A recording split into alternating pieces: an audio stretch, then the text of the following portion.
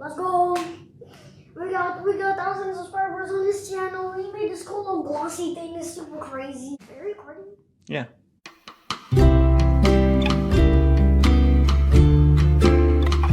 Hey everybody, it's your old pal Wood Doofus here. We are celebrating a huge new milestone at the channel today. We just passed 1,000 subscribers just like yesterday, and I'm just blown away by that, and I wanted to celebrate. So I decided to go back to some of my most popular videos, which had to do with these American flags that I've made. I've made a few of them.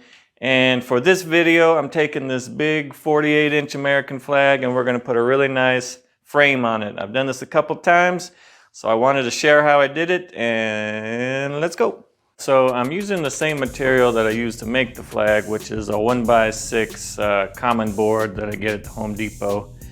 And I'm gonna start by cutting some lengths that are about 6 inches longer than each dimension. So I have a 48-inch by 26-inch flag, so I'm gonna cut 6 inches more than that on each dimension, so I have some room for the miters when I need to cut them.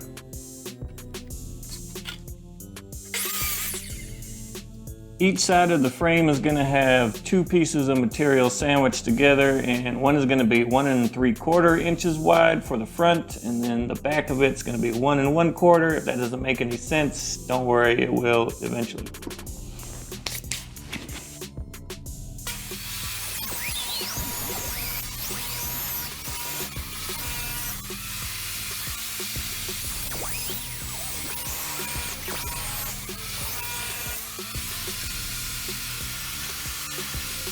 So here is the profile without any trim added. Basically this 1/2 inch right here is going to be where the flag is going to sit like that.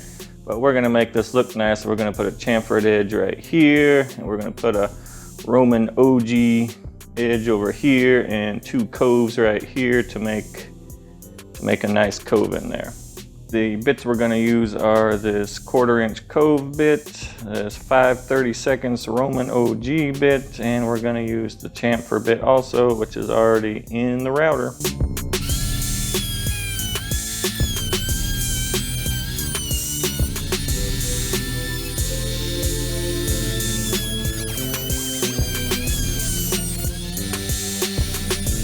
So here is the profile with the chamfer bit. The next one we're gonna do is the Roman OG right here on this edge.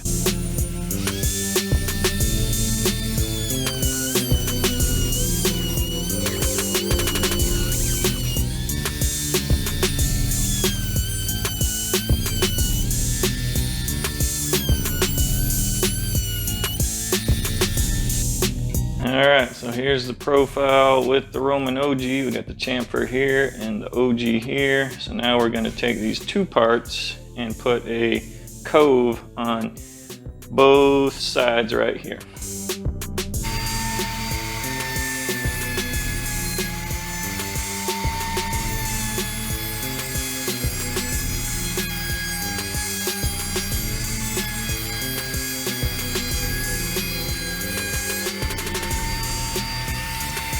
All right, so now that we have the coves in, we have the full profile here. And once again, the flag just goes in this 1/2 inch slot.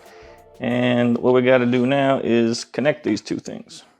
I'm gonna use my 18 gauge pin nailer with 1 1/4 inch nails in it. And just gonna glue it first and let the pin nails hold it in place while the glue dries.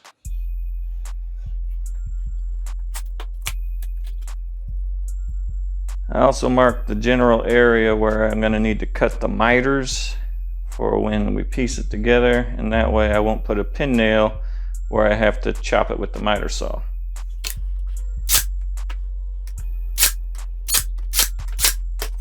One piece down and 4 to go. I got all 4 pieces made, but before I move forward, I'm going to give each one of them a light hand sanding with a 120 grit block, just to take down any sharp edges or snags on the edges and corners.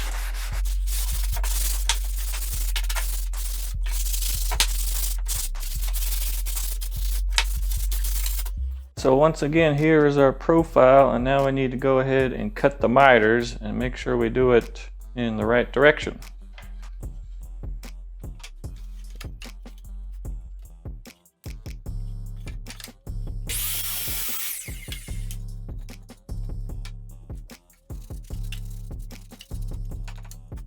Cutting the first miter is pretty easy, but cutting the second one requires a little bit more attention. So this flag is right side up, but we're just using the length of it.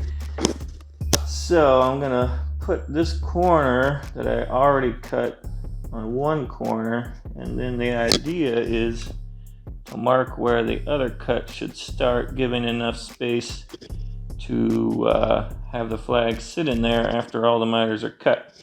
So it's always good to err on the side of caution and cut it a little bit too big and then adjust it down later. Once I get two sides cut, I can go ahead and cut one miter on the opposite side, and then I can use the existing one to make an exact replica cut.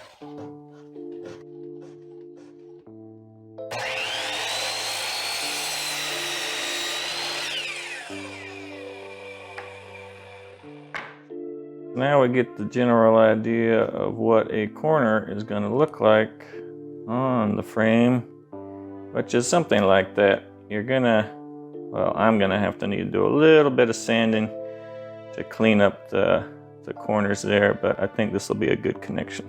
And I'm gonna start just by using glue on each corner, and then when this dries, I will proceed to reinforce them in a different way, which you will see. I invested in one of these picture frame clamps, which are not very expensive. It cost me about $20.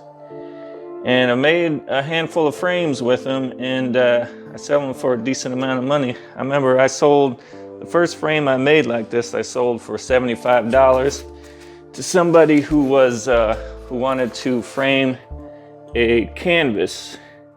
And it worked out really well. So if you're worried about investing money in something like this, then you can probably make a lot more back.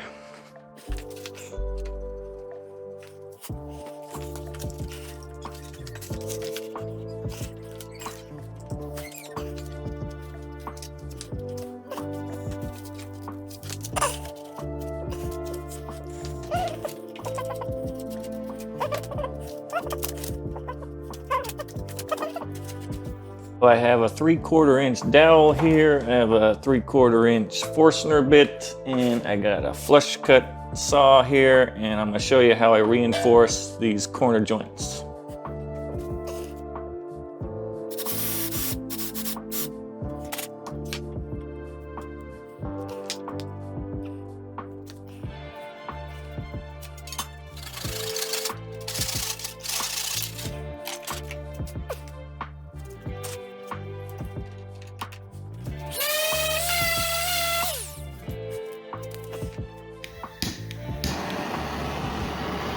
Alright, so while the glue dries, I'm going to go ahead and give it a light toasting, which will help the stain look better in the end. I'm just using a regular old blowtorch you get in like the plumbing section of a hardware store.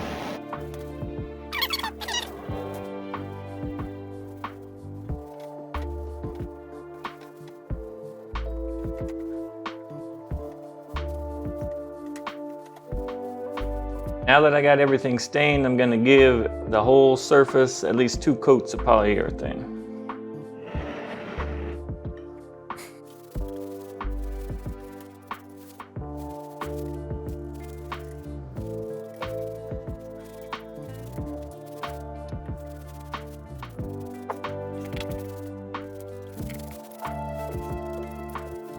The last step, I'm going to use these figure-8 fasteners, which this is not going to be their intended use, but they work really well for this. I enjoy using them this way, and it's just going to be a system to fasten the flag into the frame. So basically you can keep it loose until you put the flag in there. And once the flag is in there, you can tighten it down and then it will hold the flag in place.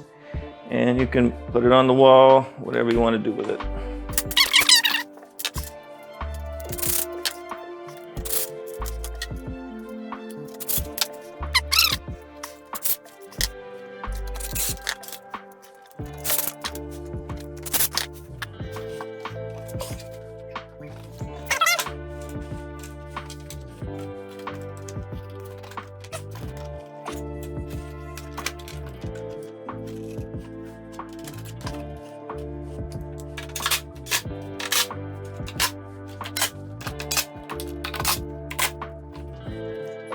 All right, that is it. And the frame is looking great. If you are one of the many people that makes these flags, adding a frame to it could add $50 to $75 or more to the value of this flag.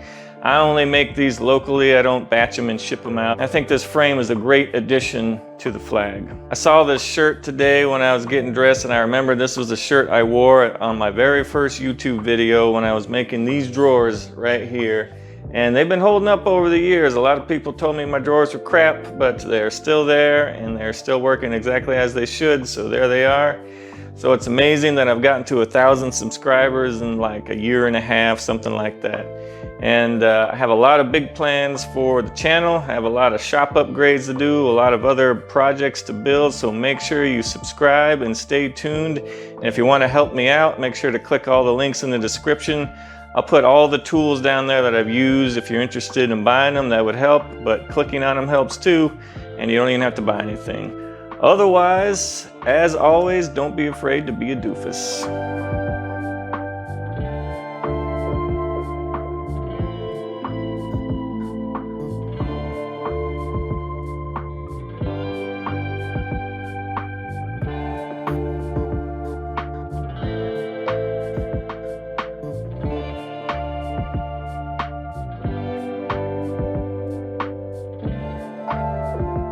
Don't be afraid to be... No, I'm not doing that. Yeah.